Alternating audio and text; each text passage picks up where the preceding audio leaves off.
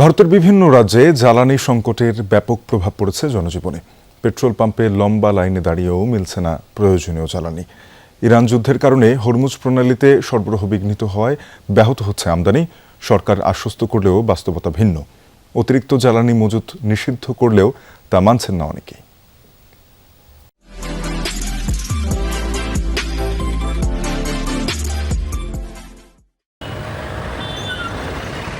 Feeling স্টেশনে দীর্ঘ সারি, ঘন্টার পর ঘন্টা দাঁড়িয়ে থেকেও মিলছে না কাঙ্ক্ষিত জ্বালানি।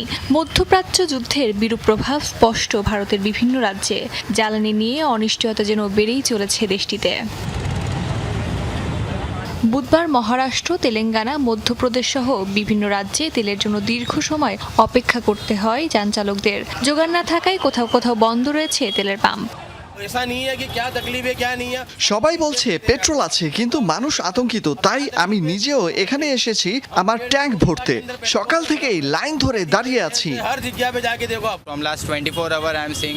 গত 24 ঘন্টা ধরে দেখছি লাইন শুধু দীর্ঘ হচ্ছে।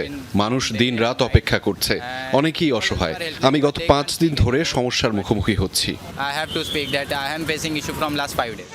যদিও ভারত সরকার নিশ্চয়তা দিচ্ছে আতঙ্কের কিছু নেই, এখনো মজুদ পর্যাপ্ত, তবে তা মানতে নারাজ সাধারণ মানুষ।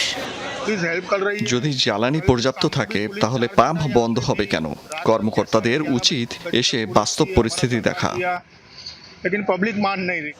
বিশেষজ্ঞরা বলছেন ভারতের প্রায় 90% অপরিশোধিত তেলই আমদানি করতে হয়। এলপিজির ক্ষেত্রেও বিদেশ নির্ভরতা অনেক বেশি। সরকারি সূত্রের দাবি, হরমুজ প্রণালীকে এড়িয়ে 70% অপরিশোধিত তেল আমদানির চেষ্টা চালাচ্ছে ভারত। পরিস্থিতি সামাল দিতে আমেরিকা থেকে এলপিজি আমদানি করছে তারা। কাতারের পরিবর্তে আমেরিকা এবং অস্ট্রেলিয়া থেকে এলএনজি নেওয়ার ব্যবস্থা হচ্ছে। তবে বিপুল পরিমাণ খরচ নিশ্চিতভাবেই সামনের দিনগুলোই বাড়াবে জ্বালানির দাম।